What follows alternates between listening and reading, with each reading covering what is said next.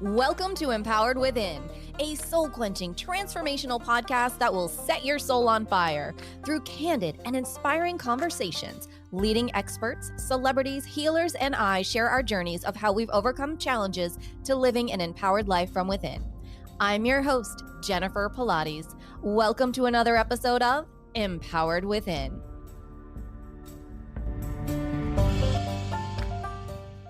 Hi there, and welcome to the show. I am so excited to have with us today's guest, Ken Cox. And for one reason, his background, when you get to see this, oh my gosh, craving some sherbet. We both have some obsession with pinks, which is pretty cool.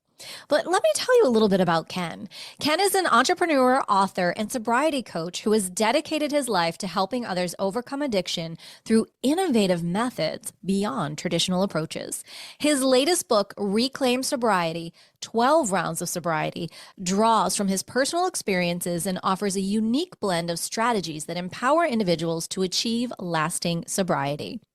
Ken's approach emphasizes personal responsibility, empowerment, and a holistic view of recovery, helping individuals to not only stay sober, but to thrive in their lives.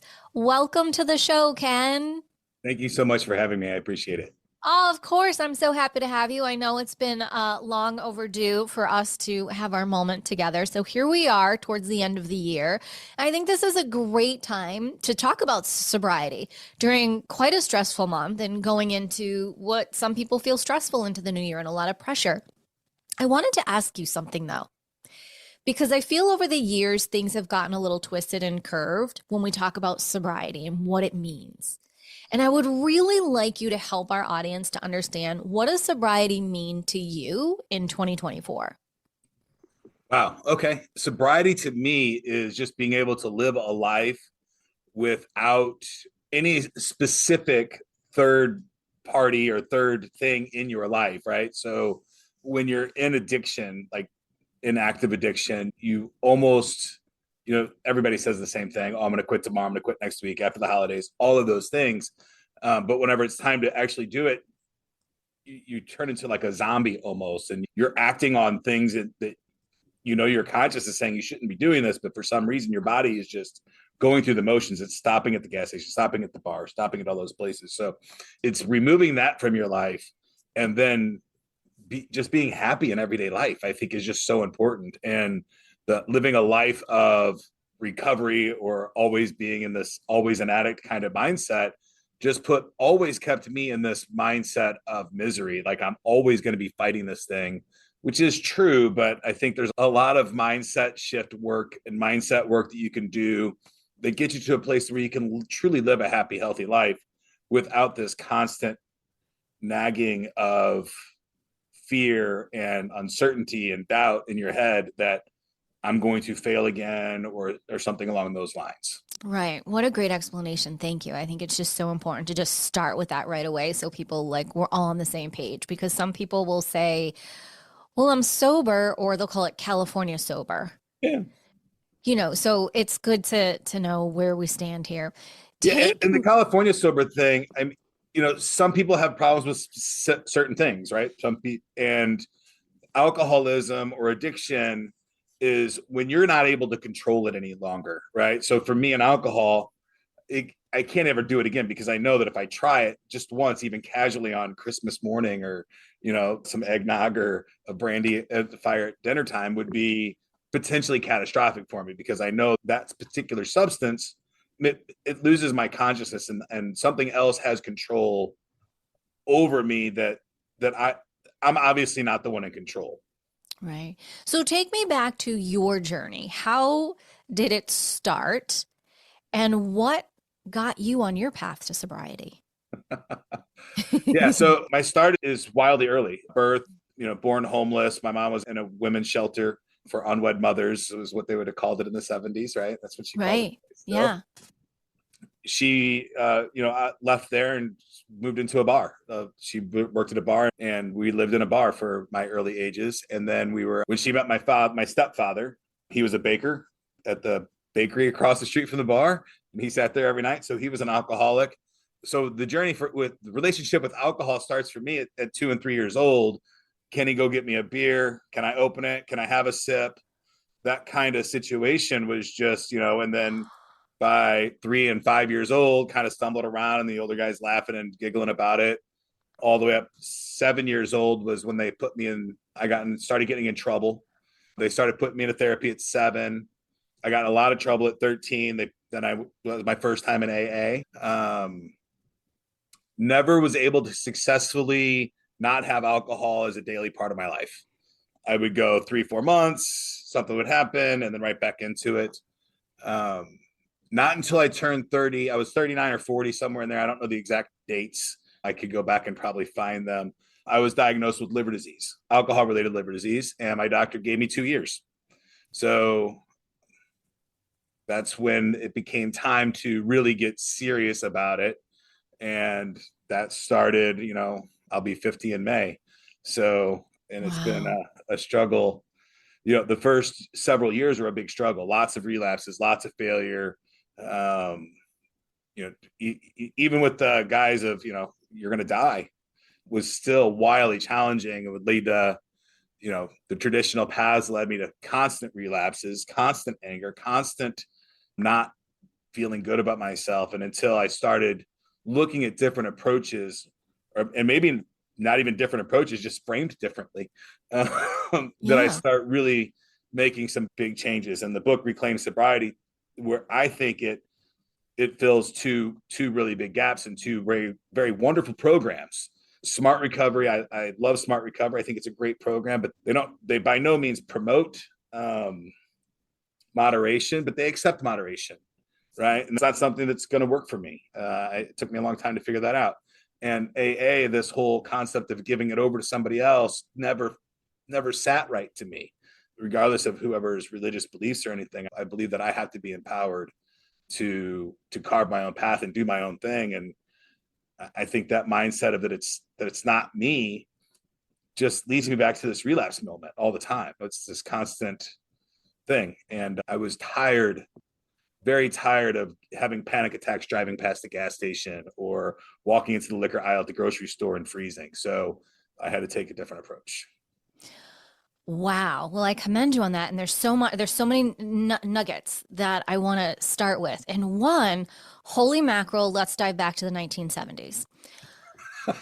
All I heard were like bells going off when you were talking about, oh, go get me a beer, go grab me a glass of wine. That was such a 70s thing. That was such a 70s thing to like also because we had to change the channel, right? While you're up, grab me a beer. Right. Explain just the mindset of the dynamics of how that sets up a child for possibly going down a not great road. Okay. So, a little more insight to my childhood. It was obviously a bit rough and tumble. The neighborhood that I grew up in, there was literally two gentlemen's club within walking distance. By the age of, 7, 8 years old, I could sneak out and wipe the windows and peek in at that. So for me, it's what made you a man. Like, drink a beer, puts hair on your chest, all of those things this is what men do. They work a day, they get off, they sit on the driveway, they open the garage door, they might start a bonfire and a couple neighbors come over, and whoever's driveway you're at, we there until we drink them out a beer that night. Everybody passes out and goes to bed. Next night, another garage door opens and that's where you're at. So that was my life. And I associated not just alcohol with being a man, but with the more you can drink, and if you can stay up longer than all the other guys, then you're the strongest man, you're the toughest man. And it's just a weird mindset. Yeah, it was a weird mindset, but this is so 1970s. I feel like I should go put on plaid pants. Yeah. Mm-hmm. Absolutely. So that's just what it was. And then after that, it became part of who I was. Like, nobody in my life even had met me not drinking.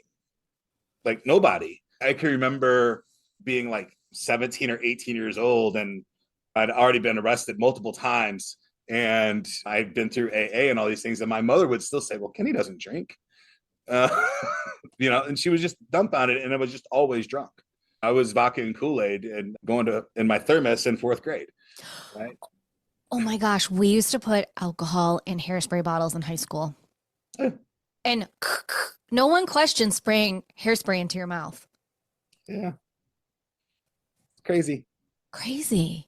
Yeah. Look at what we've been through. My gosh.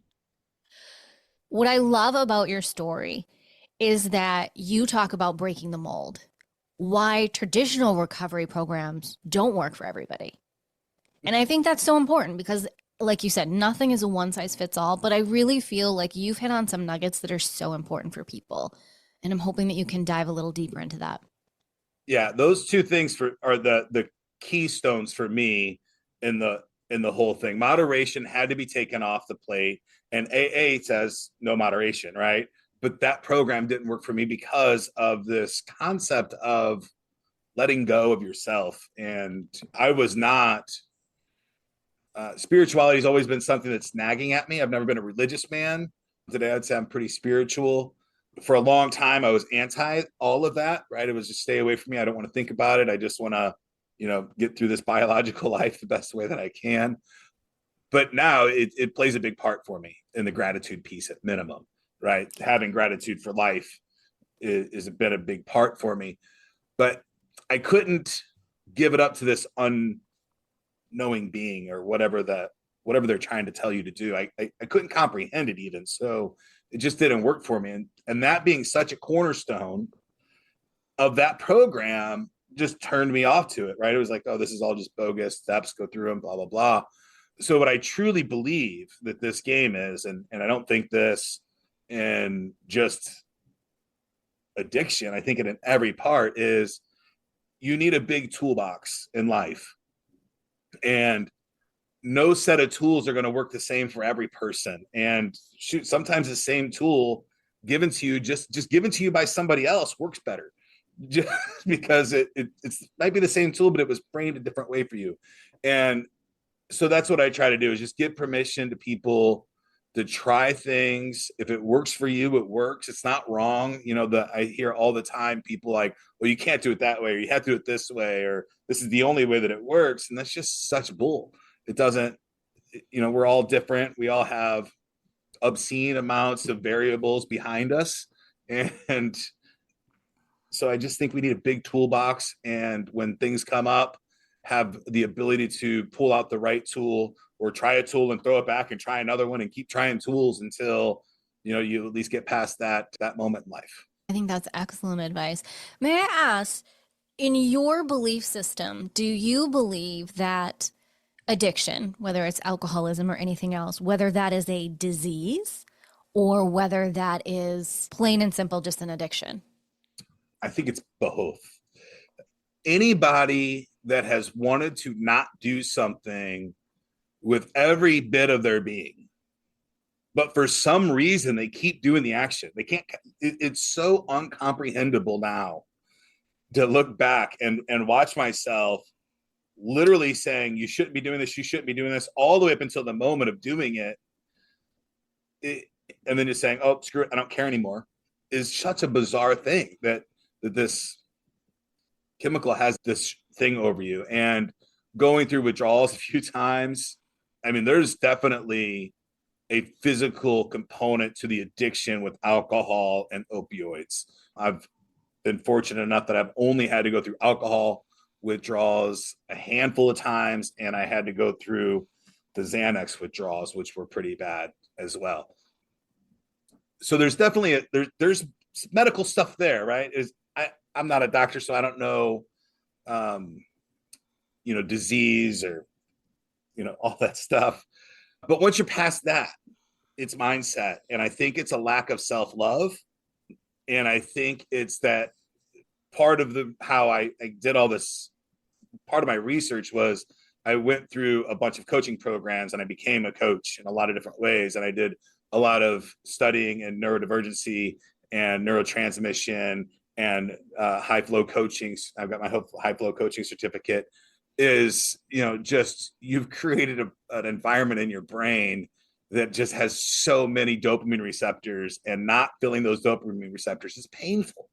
It hurts, right? And your body will take over and fill those dopamine receptors somehow if you can't get control of it. And that's what I truly believe it is. I think that was a really good explanation. As you're saying, it's a little bit of everything just based on a chemical reaction within the body. It just, Absolutely. Yeah. What do you feel have been your biggest challenges along your road to sobriety? My biggest challenge is, I'll talk about today, right? Because there's challenges throughout the whole process. Absolutely. I am wildly confident in my sobriety at the moment, right? I've now been through every possible scenario in life that you can deal with. I've had loss and all those things, and alcohol doesn't even percolate in my mind in those moments. So I think I'm well past that. But so most difficult time for in the process to get to sobriety, the big hump for me was pause, post acute withdrawal syndrome. I think if you're in that, if you've been diagnosed with pause, Reclaim Sobriety is an amazing book for you. I think there's a ton of tools in there to help you get through that specific part of life. If you have to go through it, it's tough. Lasts for me, it was about 8 months. According to the doctors, it can be a couple months, it could be a couple weeks, it could be a couple years. So that one's really, really challenging. But today it's my relationships with the people that are still in my life that were very close to me. Some of them have, still a little bit of denial of parts of the relationship. The most challenging ones are my wife and my daughter, and dealing with the trauma that I created for them in their lives, regardless of how much better their lives were than mine. I created trauma in their lives, and that's really hard. I can see why people just pull the ripcord and start a whole new life and get away from all of that.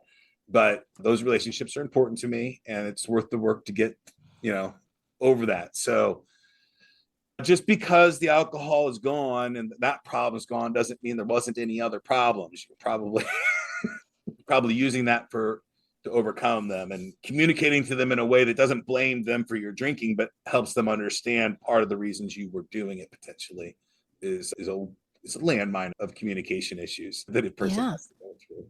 absolutely. I resonate a lot based on how I grew up in the household I was in. So I totally hear what you're saying. I couldn't not ask then, what are some of the blessings that have come out of your sobriety? Oh, everything. Absolutely everything. So, through this process, and for me, one of the therapies that I think was probably detrimental in my recovery was EMDR therapy, which is eye movement desensitization.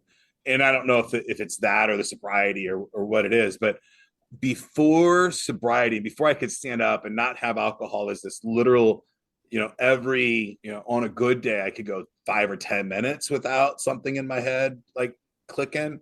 Now I go days, weeks, months, unless I'm doing these podcasts or signing books. Oh, stop now. Come on. Is I was able to find gratitude for life. And I didn't have it before. I didn't care. I did not, there was not an ounce of my body that cared if I woke up the next day or not. It just didn't matter to me at all. Like, this was just a thing that I was doing, and I didn't care about my life. And today I care. I mean, every single thing I could think of is just a blessing. I mean, we're sitting here where I don't even know what state you're in. You might not even be an American. We're talking and having this really cool conversation about how we grew up, and finding similarities. That's amazing. The sun comes out and the moon's out, and all of those things are just uh, I was able to find joy for life and the very fundamentals of what life brings to you. And I didn't ever have that. So, uh, it's the closest thing to being born again that I could think of.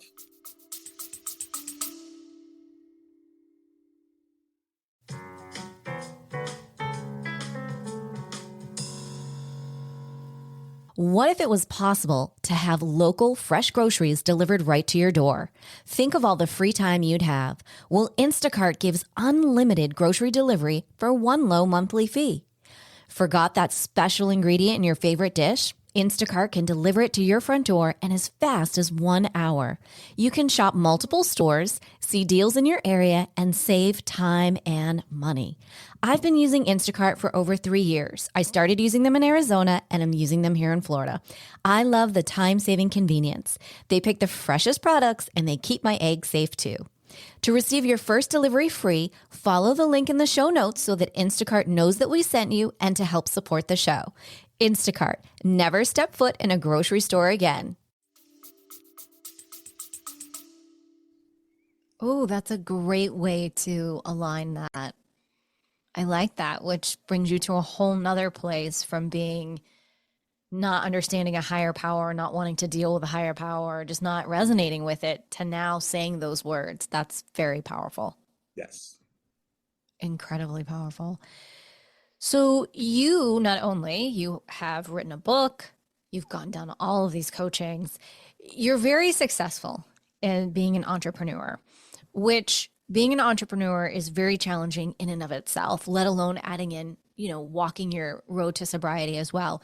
How do you balance both? Because both are incredibly challenging. So entrepreneurship is just something that it's part of who I am. And I'm balancing entrepreneurship and sobriety together, or just all the different things. Is that what Well, you're all asking? the different things, right? Because we've got stress, we've got leadership coming in, there's a lot that goes into both. And Yeah. how do you keep them copacetic so that you're not falling off your sobriety beautiful road? Yeah. So I stay very busy, and I'll share a couple tricks on how I do that. So my days are just so much fun that I don't know how. I mean, I wake up in the morning and I come to the data center, and I work in the data center Monday through Friday, 9 to 5. And I absolutely love it. Right. It's great. I've got all these computers and I'm always solving problems, and it keeps me very active mentally. After that, I leave and I go to our boxing school and I hang out with the kids and I train them for a couple of hours. And me and my wife do that together most nights. And we get home about 8 or 9 o'clock and we hang out, we do dinner and play games and go to bed. So, that's just a total average day for me. On the weekends, we're very big supporters of amateur boxing. We own St. Louis's largest boxing school. So we go to a lot of those events and we hang out. I get to talk to, you know, I'm going to a fight this weekend in Holyfield, and Spinks are going to be there, right? And I get to announce it. So it's like I get to play with all these great things. And I talk about Bashir in my book, and he says, act on your most passionate desires at all times with no expectation of the outcome. And I think that is just such a beautiful way to live. And I'm so fortunate to be able to have adopted that. And, it feeds my family. So how much luckier could I get? How cool. This weekend sounds like so much fun. I want to come. I It's a want in. totally free event in St. Louis. So yeah, it's And for differently abled kids. So I have an autistic boy that's on our boxing team. And so this is an event for differently abled kids to compete in the sport of boxing, which is just so much fun. that's incredible. Oh, that sounds so amazing and so heartfelt. I love that you're doing that. Yeah, it's so much fun. Oh my gosh, yes, right? In your book, Reclaim Sobriety, 12 Rounds of Sobriety, you write it's not just a memoir, it's a guide for anyone looking to take control of their life, whether they're battling addiction, struggling in their career, or seeking to understand the dynamics of mental toughness. What is one thing that you would like readers to walk away with from your book? I think the biggest thing that they can walk away with, I believe that if you look within, that's where you'll find the answers. Right. I truly believe that. And I hope that they walk away with that understanding. If they don't walk away with that understanding, they will walk away with some tools that a person has used that they can probably assimilate with. Right. There's not too many drunken night stories that you have that I don't have also, right? I've seen it all from births to deaths when I was drunk. So I've been through all of it. And, I try to assimilate as much as I can, give the tools that I use for myself on my boxing team to change your mindset and empower yourself to do the hard work. So I think the tools is what I That's want inc- them to have, or new tools if that they don't have today. And it might just be just one stupid little turn that they got to make in their formula that brings them to joy and happiness. So that's what I'm really just trying to share. yeah, that's incredible. What piece of advice would you give to a listener who is currently struggling with the idea of sobriety?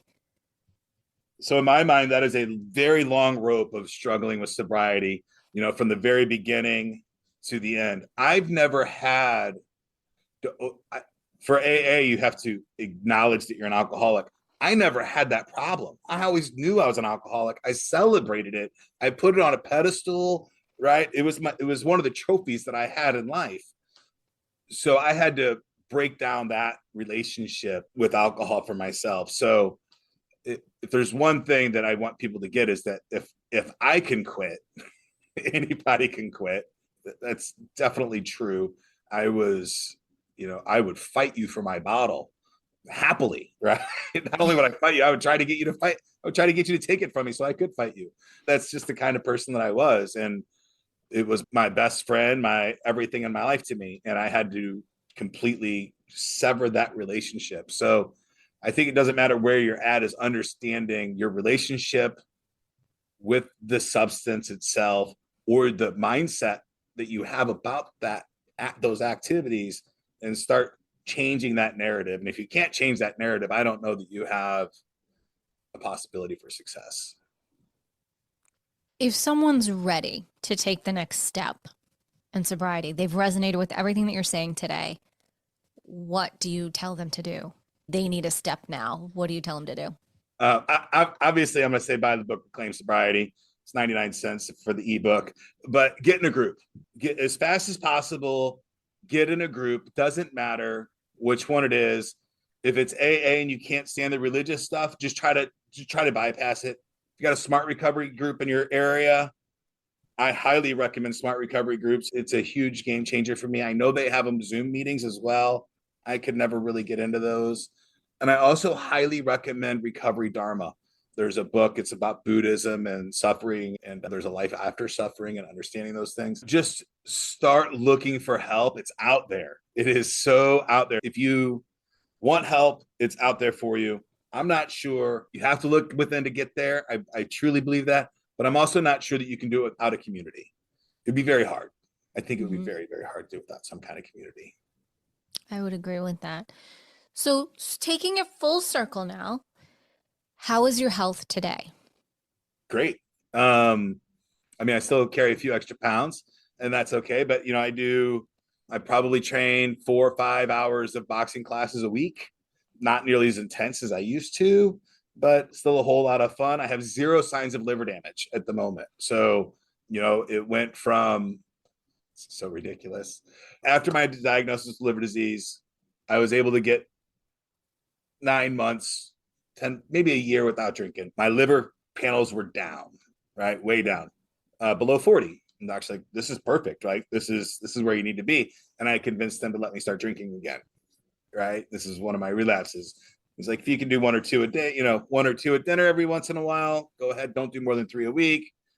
That turned into 3 a day, which turned into 20 a day. So I started going to get blood work from a different panel every week to see how much I could drink for the week. Wow. And then that got me to my regular doctor where he's like, oh, something's not right here. So he was doing blood work every quarter on me, but I was doing my own blood work every couple of weeks to kind of manage my own blood counts and my liver counts, which is just horrible. Don't do that. It's bad. But now I do my liver counts once a year with my chest x-rays and everything else, and we're in good flying shape. There's no signs of liver disease at this time. So That's amazing. full recovery on the liver. Congratulations. And so that's possible. I mean, my counts were in the 900s, and at the thousands, it's not recoverable. So there's a point, and check them. Go to the doctor and check your liver if you drink every day. That's great advice. And so what has it been, about 10 years now since you've had that diagnosis? Yeah, 10 years ago, I got the diagnosis, roughly about 10 years ago, the liver disease diagnosis. That was a couple of really, really rough years. Those first couple of years were very, very challenging. I lost one of my mentors during that time. I became the president of the company that I'm at now, which really, a whole ton of new challenges that you think as a vice president, but you don't know until you're the president. So, Right. yeah. Right. Well, congratulations on your journey within, your journey with your health, your mindset, your body, and coming into alignment, body, mind, and spirit. Thank you. Yeah, I thank you so much for your vulnerability and sharing your journey and all of the interesting details, because being so candid, I feel, is what people really need to hear, and that's what they really resonate with. Absolutely. Thank you. It's not always easy, right? But as a coach, it's required. And that, I think that assimilation and knowing that other people have been where you're at is wildly important. Absolutely. So if I can be, if I've taken all the negatives, things that have happened to me because of that, if I can turn it into something positive, that's something that I would highly recommend anybody to do that's been through a challenging time in their life, right? Absolutely. Share the story so other people can have it. Here, and give them the tools that you used, right? This is our job now as we age, is to give tools to the younger generation and find new and creative ways that they can do, that they can accept them.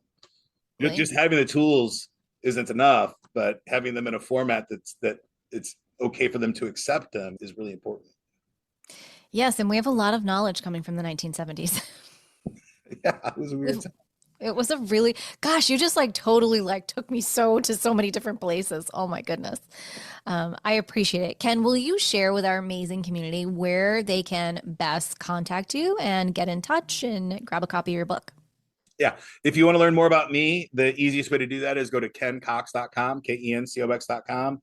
Reclaimsobriety.com is the book, or you can just look up Reclaim Sobriety on Amazon. It was a #1 new release and multiple categories. The one that I'm most excited about is teen addiction.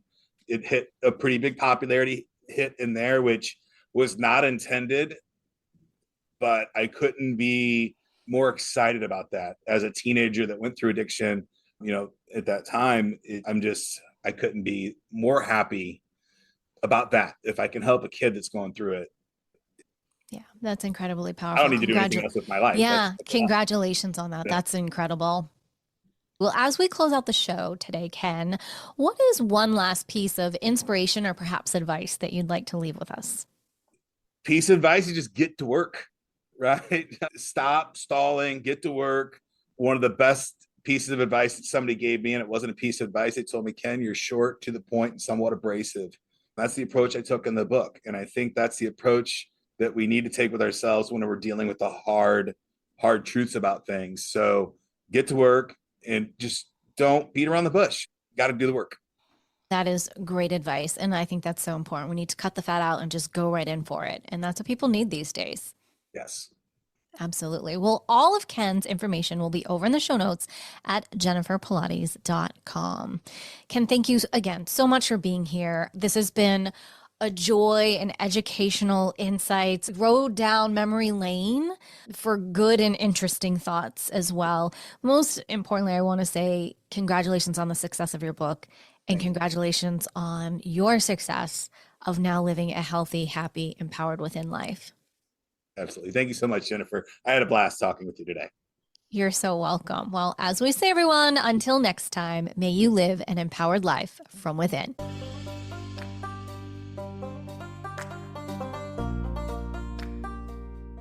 Thank you so much for tuning in to another episode. Please remember to rate, review, and subscribe to Empowered Within with Jennifer Pilates. Your feedback is important. It helps me to connect with you and gives me insight into who you are and what you're enjoying about the show. For today's show notes and discount codes from today's sponsors, head over to jenniferpilates.com. Until next time, may you live an empowered life from within.